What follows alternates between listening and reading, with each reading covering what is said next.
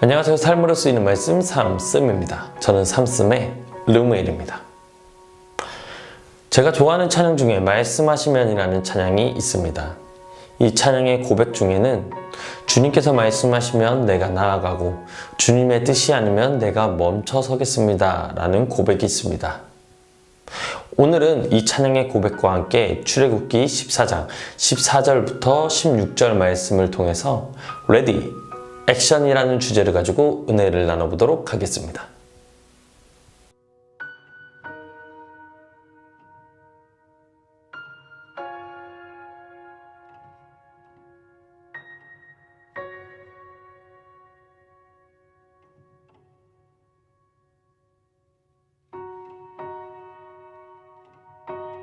출애굽기 14장의 배경을 한번 살펴보면요.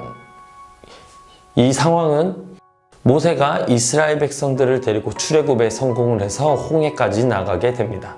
그러나 그때 당시 바로는 마음이 다시 한번 변해서 이스라엘 백성들을 잡으려고 이스라엘 백성들을 추격하기 시작하죠. 뒤에서 다가오는 바로 군대들을 보면서 이스라엘 백성들은 두려움에 떨기 시작합니다. 그리고 모세는 하나님께 이스라엘 백성과 자신의 구원을 위해서 기도를 하기 시작하죠. 그때 하나님께서는 모세에게 이렇게 말씀하십니다. 왜 부르짖느냐?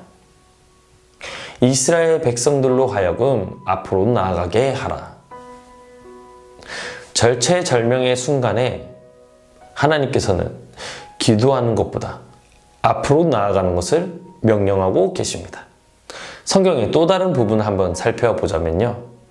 여호수아가 여리고성을 정복하려고 할 때 6일 동안은 조용히 돌고 7일째 되는 날 마지막 7번째 바퀴에는 제사장이 나팔을 불 때 백성들이 힘차게 함성을 외치라고 하나님께서 명령을 하십니다. 그리고 우리가 익히 알고 있는 대로 백성들이 마지막에 함성을 외칠 때 여리고성이 무너지고 이스라엘 백성들은 여리고성을 함락할 수 있었습니다. 또 다른 부분에서 다윗은 블레셋과 싸울 때에 하나님께서 다윗에게 그들을 다윗의 손에 붙이셨지만은 그들과 싸울 때 전면에서 싸우게 하신 것이 아니라 그들의 뒤로 돌아가서 그들의 뒤에 숨어 있다가 그들의 발걸음 소리가 들릴 때 그들을 습격해서 그 습하도록 만드셨습니다. 왜 하나님께서 전면에서 싸워도 승리할 수 있을 텐데 왜 굳이 뒤로 돌아가서 그들의 뒤에 매복하게 하셨을까요? 이렇게 하나님의 일은 우리가 알고 있는 상식을 벗어나는 경우도 많이 있고 또는 우리가 알고 있는 상식의 선에서 이루어지는 경우도 많이 있습니다. 그렇지만 오늘 이 성경들을 보았을 때 하나님의 일에는 시기와 때가 분명히 있다는 것과 또한 우리가 나아가야 할 때가 있고 또는 멈춰서야 할 때가 있다는 것입니다.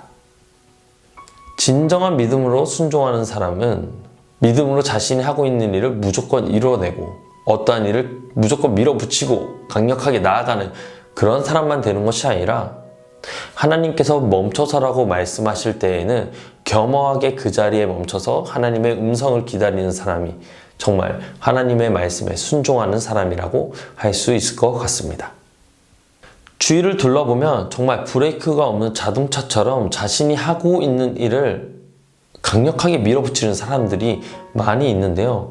이런 것 또한 믿음이라고 할 수 있겠지만 또 다른 부분에서는 자신이 하고 있는 일을 멈춰설 수 있는 것도 믿음이라고 생각합니다. 그래서 성경을 보면 이스라엘 백성들이 광야에서 불기둥과 구름기둥을 따라서 하나님의 인도하심을 받아 가나안으로 나아갈 때 하나님께서는 나팔을 불어 그 이스라엘 백성들에게 신호를 보내시는데요. 그 나팔이 진군의 나팔일 때에는 그들이 지어놨던 성막과 그들이 거주하고 있던 장막을 모두 다 다시 접어서 그 짐을 들고 다시 광야로 나아가게 되고 또 나팔이 울려서 멈추라는 신호를 줄 때는 그 자리에 멈춰서 그들이 장막을 피고 성막을 피고 그 자리에서 거주했다는 사실입니다. 이처럼 하나님의 신호는 무조건 나아가라는 신호만 있는 것이 아니라 또는 멈춰서서 기다리라는 신호도 있다는 것이죠.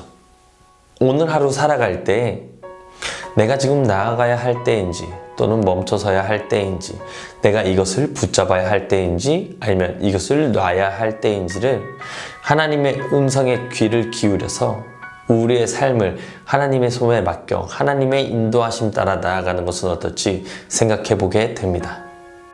그렇게 하나님의 인도하심을 따라 나아갈 때 우리가 보기에는 느려 보여도, 우리가 보기에는 이것이 아니어 보여도 하나님께서 우리의 삶을 책임지시기 때문에 우리의 삶을 주님의 손에 맡겨보는 것이 좋을 거라고 생각하게 됩니다. 이상 삶으로 쓰이는 말씀, 삼씀의 르무엘이었습니다.